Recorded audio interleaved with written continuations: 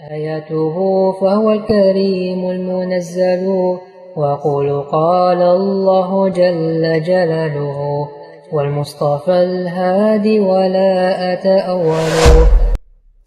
Şübhəsiz Allah kafirləri sevməz. Şübhəsiz Allah fəsad çıxaranları sevməz. Şübhəsiz Allah kafirlərin düşmanıdır. Uca Allah bu ayətlərində küfrdənmi bəhs edir, yoxsa kafirlərdənmi? Vələ və bara olmadan əqidə olmaz, tövhid olmaz, la ilahə illallah olmaz. Bu məsələdə vələ və barada əksiklik və ya yoxluq Allahın düşmanlarının sadiq və sevgi dolu insanlar olduğunu söyləməkdir. Mənimlə bu məsələyə diqqət yetirin. Küfür, şirk haram olduğundan nifrət edilir, nifrət edilməlidir və bu vələ və baranın bir parçasıdır və onlar barəsində insanlar uyarılmalıdır. Həmçinin, müasir münafiqlərin bir çoxu bizimlə bu görüşdə həmfikirdir. Bəlkə onlardan bir qismi fərqli görüşdə ola bilər. Ancaq diqqətinizi verin, əgər Qurana diqqətli bir şəkildə baxsanız, bu məsələdə ayətləri incələsəniz bunu görərsiniz. Həmçinin Əl-Alim və Əl-Xabir olan Allah Subhanahu və Teala ayətdə buyurur: And olsun Allah fəsadı sevməz. Və ya başqa bir ayətdə, o qullarının küfründən razı olmaz kimi bəzi istisnalar xaric şirk və ya küfür və ya günahın xüsusən özündən nifrət etməkdən nadirən bəhs edir ki, nifrət vələ və baranın bir parçası olmasına rəğmən belədir. Genel olaraq şirk və küfür haqqındakı ayətlər çəkindirmək bağlamındadır. Rəbbinizin sizə nəyə haram qıldığını söyləyəyimmi? Ona heç bir şeyi ortaq qoşmayın və ana atanıza yaxşı davranın.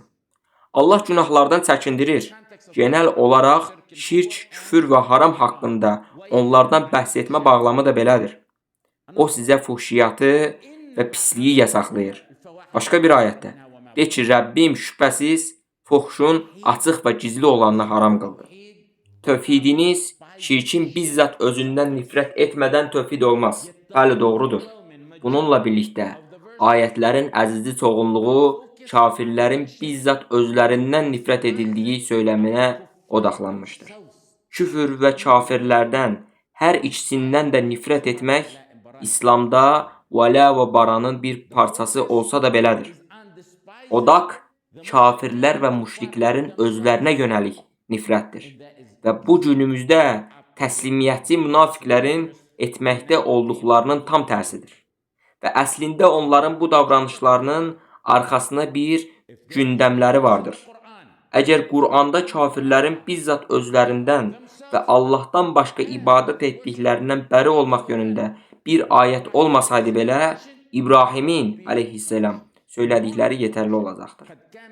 Şübhəsiz ki, İbrahim və onunla birlikdə olanlarda sizin üçün gözəl bir örnək vardır. Onlar qövmlərinə dedilər: Şübhəsiz ki, biz sizdən və Allahdan başqa ibadət etdiklərinizdən tamamən bəriyik. Qövmlərinə biz sizdən tamamən ayrılırıq. Biz sizdən bəriyik. Biz sizi rədd edirik. Biz sizdən qaçınırıq və Allahdan başqa ibadət etdiklərinizdən dedilər. Və biz sizin şirkinizdən bəriyik. Allahdan başqa ibadət etdiklərinizi rədd edirik.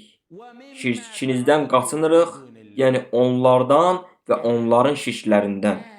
Vurğu üstünə vurğu. Sizi rədd edirik. Sizdən bəra edirik. Sizdən bəriyik. Bir müvahid, istər şirk edən, istərsə də şirkin özü, hər ikisindən nifrət edər. Hər ikisini xor görər. Şübhəsiz ki, biz sizdən və Allahdan başqa ibadət etdiklərinizdən bəriyik, deyir ayət. Allah ayətin başlanğıcında nə deyir? Şübhəsiz ki, İbrahim və onunla birlikdə olanlarda sizin üçün gözəl bir örnək vardır, dedi. Onların bəziləri, yəni İbrahim əleyhisselam və bərabərindəki müvahidlər, onlardan, yəni kafirlərdən nifrət etdilər. Onlar onlardan qaçındılar. Çünki onlara pis müamilədə bulunurdu kafirlər. Pis davranışda bulunurdular, dedilər. Ki, bu söyləmi daima eşidirik. Ancaq ayət son dərəcə açıqdır. Onlar, yəni müvahidlər, biz sizdən bəriyik, dedilər. Nə zamana qədər? Nə zamana qədər sizdən bəri olacaq? Biz sizdən bəriyik.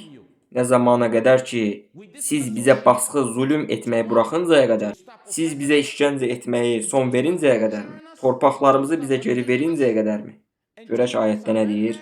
Sizi rədd edirik, sizinlə bizim aramızda əbədi bir düşmanlıq başlamışdır. Ta ki, siz bir olan Allaha ibadət edincəyə qədər.